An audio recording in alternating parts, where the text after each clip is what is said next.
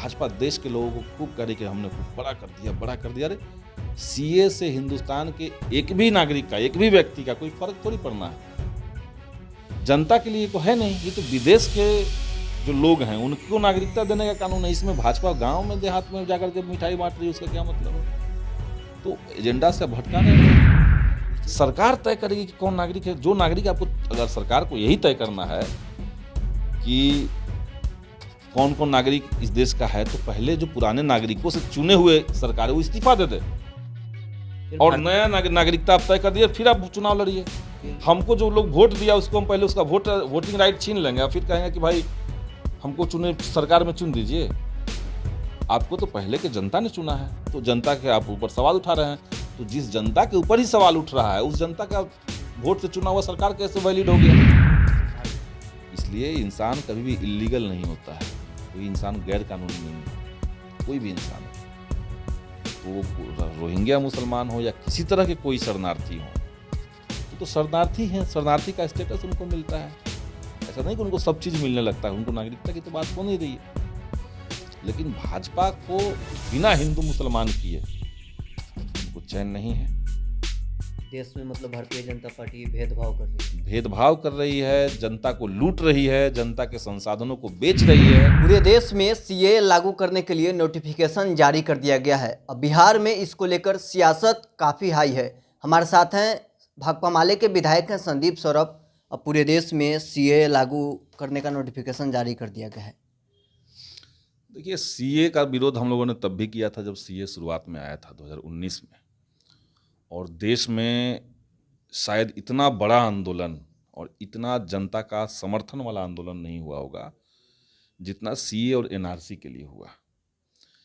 अभी जो 2 दिन पहले लाया गया है भाजपा की तरफ से सीए, उसका तो मुख्य मकसद यही है कि एसबीआई को सुप्रीम कोर्ट ने जो आदेश दिया, और जिस आदेश के बाद आज़ाद भारत का सबसे बड़ा भ्रष्टाचार इलेक्टोरल बॉन्ड के माध्यम से वो सामने आने वाला था, तो उधर से जनता का ध्यान भटकाने के लिए सीए लाया गया, ताकि हेडलाइन मैनेज किया जा सके। अखबार में जो छपे तो फ्रंट पे खबर छपे कि सीए लागू हो गया, और सुप्रीम कोर्ट ने जो एसबीआई के माध्यम से सरकार को डांटा वो साइड में चला जाए।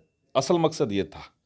बाकी जहाँ तक सीए का बात है, देखिए ये कह रहा है कि कानून के अनुसार भारत के जो पड़ोसी देश हैं वहाँ के अल्पसंख्यकों को, मुसलमान को छोड़ करके बाकी सभी धर्म को हम भारत में पनाह देंगे, यहाँ पे नागरिकता देंगे। तो सवाल तो ये है कि मुसलमान को क्यों नहीं?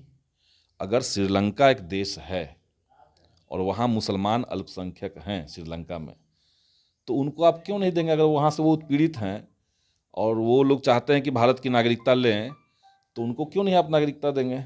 एक तो ये बात, जैसे नेपाल में ये हैं, वहाँ पे मुसलमान अल्पसंख्यक हैं, तो उनको भी नागरिकता नहीं दे रहे हैं। तो असल मकसद आपका पड़ोसी देशों के अल्पसंख्यक नहीं है। अगर होते तो आप श्रीलंका के मुसलमानों को भी देते। असल मकसद है देश के अंदर जो मुसलमान हैं उनको और ज़्यादा ह्यूमिलिएट कैसे करना है, उनको कैसे दिखाना है कि भाजपा की सरकार मुसलमानों के खुले विरोध में, उनको दोयम दर्जे का समझता है। ये मैसेज देने के लिहाज से सीए लाया गया है।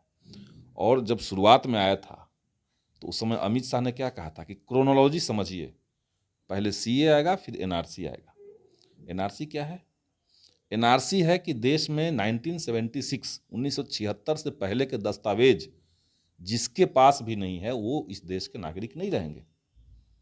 तो जो गरीब लोग हैं, जो झोपड़पट्टी में रहते हैं, जो भूमिहीन हैं, जिनको जिस घर पे बसे हुए हैं उस घर का पर्चा तक नहीं मिला है, 50-50 साल से गांव बसा हुआ है, या जिनके घर बाढ़ में बह गए हैं, जिनके घरों में आग लग गई, वो सब लोग नागरिक नहीं रहेंगे। जो खाना बदोश है उनके पास कोई डॉक्यूमेंट नहीं है 76 से पहले का। इवन जो व्यवस्थित तरीके से रहने वाले लोग हैं उनके पास भी, कई लोगों के पास नहीं होगा 76 से पहले का डॉक्यूमेंट। उन सब की नागरिकता खत्म करेंगे। तो ये तो देश के अंदर उल्टी गंगा बहाई जा रही है। नियम ये कहता है कि भाई जनता जो है वो सरकार चुनेगी, जनता वोट देगी, सरकार तय करेगी कि ये कौन सरकार होगा।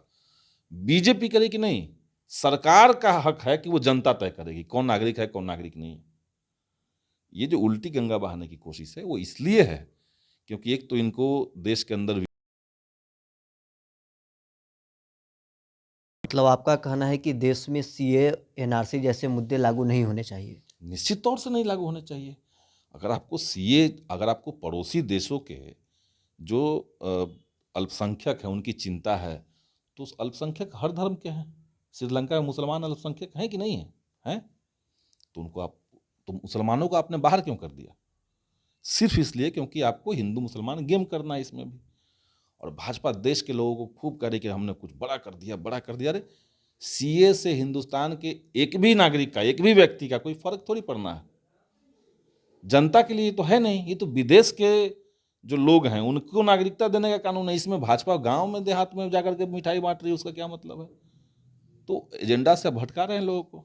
बीजेपी वाले तो आप लोग को ये नसीहत दे रहे हैं कि इस कानून के बारे में जानकारी जुटाने की उनको ज़रूरत है।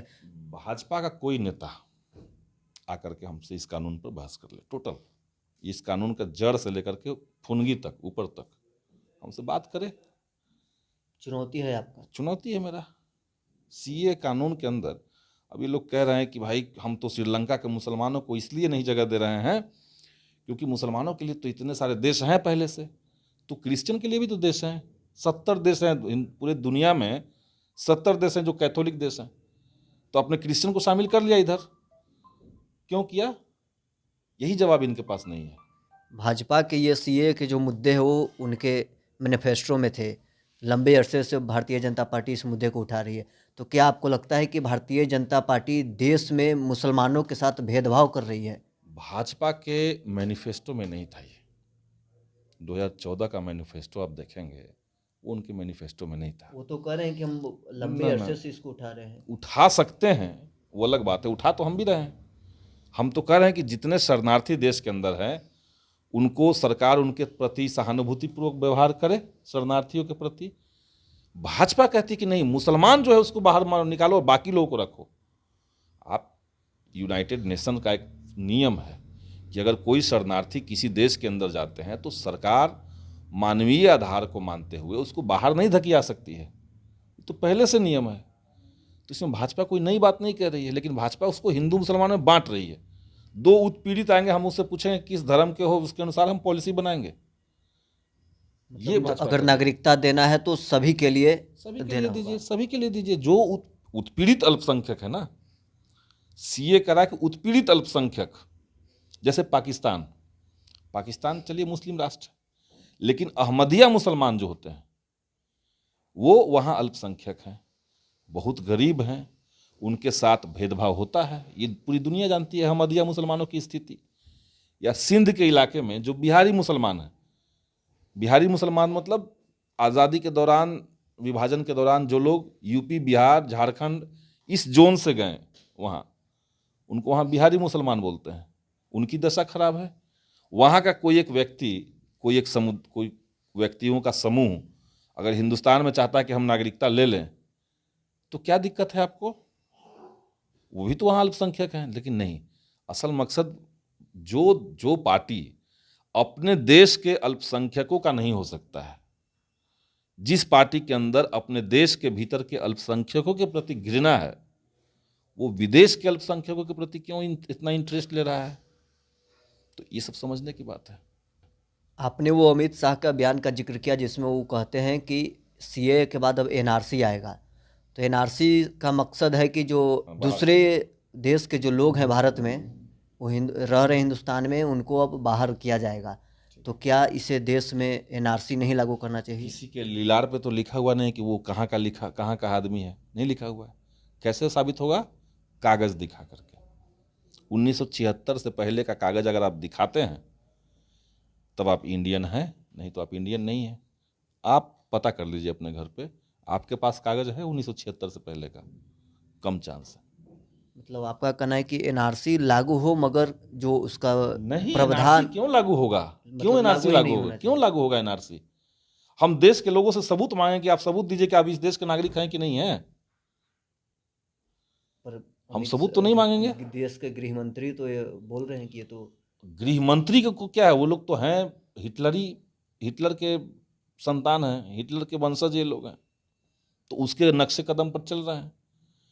सरकार तय करेगी कि कौन नागरिक है। जो नागरिक आपको, अगर सरकार को यही तय करना है कि कौन कौन नागरिक इस देश का है, तो पहले जो पुराने नागरिकों से चुने हुए सरकार है वो इस्तीफा दे दे फिर और नया नागरिकता आप तय कर दिए, फिर आप चुनाव लड़िए। हमको जो लोग वोट दिया उसको हम पहले उसका वोटिंग राइट छीन लेंगे और फिर कहेंगे कि भाई हमको चुने, सरकार में चुन दीजिए। आपको तो पहले के जनता ने चुना है, तो जनता के आप ऊपर सवाल उठा रहे हैं। तो जिस जनता के ऊपर ही सवाल उठ रहा है, उस जनता का वोट से चुना हुआ सरकार कैसे वैलिड हो गया? फिर भारतीय जनता पार्टी लगातार रोहिंग्या मुसलमान को देश से बाहर करने का मुद्दा उठा रही है, कैसे आप लोग सामना करेंगे? रोहिंग्या मुसलमान मतलब दुनिया में मुझे लगता है कि सबसे ज़्यादा दमित लोग हैं। मैं तो बहुत करीब से देखा हूं उनको।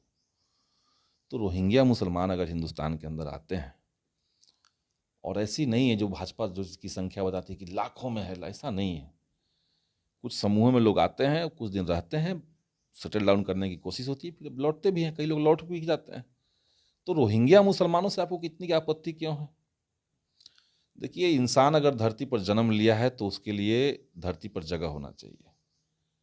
इंसान पहले आया, धरती का जो देशों का जो सीमा है वो बाद में सब तय हुआ। इसलिए इंसान कभी भी इलीगल नहीं होता है, कोई इंसान गैर कानूनी नहीं है, कोई भी इंसान हो। तो रोहिंग्या मुसलमान हो या किसी तरह के कोई शरणार्थी हो, तो शरणार्थी हैं, शरणार्थी का स्टेटस उनको मिलता है। ऐसा नहीं कि उनको सब चीज़ मिलने लगता है, उनको नागरिकता की तो बात हो नहीं रही है। लेकिन भाजपा को बिना हिंदू मुसलमान किए उनको चैन नहीं है। देश में मतलब भारतीय जनता पार्टी भेदभाव कर रही है, भेदभाव कर रही है, जनता को लूट रही है, जनता के संसाधनों को बेच रही है, उससे पैसे कमा रही है, जनता के चुने हुए वोट से चुने हुए प्रतिनिधियों को खरीद ले रही है, विपक्ष के तमाम सरकारों को गिरा दे रही है, अपने सहयोगियों तक को निगल जा रही है। अभी हरियाणा में जो कल आपने देखा, कल हरियाणा के अंदर जो हुआ, जो जेजेपी पार्टी 10 विधायकों के साथ सरकार के समर्थन में थी, जिसका डिप्टी सीएम था, उस पार्टी को निगल गई भाजपा कल अचानक से, पूरी पार्टी निगल गई। दुष्यंत चौटाला को डिप्टी सीएम से हटाया, बचे हुए जो 9 विधायक हैं उनको भाजपा में ले लिया। तो ये कहां से हो रहा है? ये इलेक्टोरल बॉन्ड के पैसे से हो रहा है। उसी पैसे से लोकतंत्र खत्म किया जा रहा है। और इन सब पे बात ना हो इसलिए सीए ला दिया, ताकि हिंदू मुसलमान में लड़ते रहिए।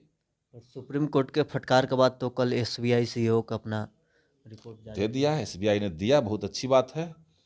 और क्या लगता और है लोग इस रिपोर्ट में भी अब भारतीय जनता पार्टी इसमें खेल कर सकती है क्या?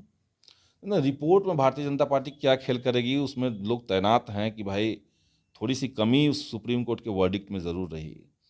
जो लोग इलेक्टोरल बॉन्ड से चंदा दिए उनका एक सूची दिया जाएगा, जिस डेट को दिए उसका एक सूची रहेगा, और जिन लोगों ने उसको भंजाया पैसे को और किस डेट में भंजाया इसका एक सूची रहेगा। मिलान नहीं होगा, ये कमी रह गई थोड़ी सी। जनता को हालांकि ये जानने का हक है कि भाई वो जिस पार्टी को वोट दे रहे हैं, जो पार्टी के कैंडिडेट उनसे वोट मांगने आए हैं, उसको किस कॉरपोरेट ने कितना चंदा कब दिया, ये जानने का हक जनता को है, तभी लोकतंत्र ठीक से चलेगा। इलेक्टोरल बॉन्ड में ये भी है कि विदेश की कंपनी भी भारत के किसी भी पॉलिटिकल पार्टी को अथाह चंदा दे सकती है। पहले एक समय में नियम था कि भाई प्रॉफिट का 7% आप दे सकते हैं मैक्सिमम। अब है कि नहीं, आपको जितना देना है चंदा दे दीजिए। सब चंदा 90% चंदा भाजपा को गया। तो इसकी एक पॉलिटिक्स है, इसकी एक समझदारी है। और इसमें न केवल भ्रष्टाचार है, और भ्रष्टाचार का दायरा केवल इतना नहीं कि भाजपा को 6,500 करोड़ चंदा मिल गया। सवाल ये भी है कि इसके एवज में भाजपा ने किस कॉरपोरेट को क्या छूट दी, किसको कॉरपोरेट टैक्स में छूट दी, किसको संसाधन मुफ्त में दे दिया, किसको देश का रेलवे, एयरपोर्ट, हवाई जहाज या कोयले का खदान या जंगल या पहाड़ नीलाम किनको कर दिया उन्हें पौने दाम पे। तो इसको सबको अगर जोड़ लेंगे कि देश का नुकसान कितना हुआ, तो ये अंग्रेज जितना देश को लूटे थे 10 साल में भाजपा ने उतना लूट लिया देश को। तो आपने सुना क्या कुछ कर रहे थे भाकपा माले के विधायक संदीप सौरभ। फिलहाल के लिए बस इतना ही। आप बने रहे न्यूज़ 4 नेशन के साथ।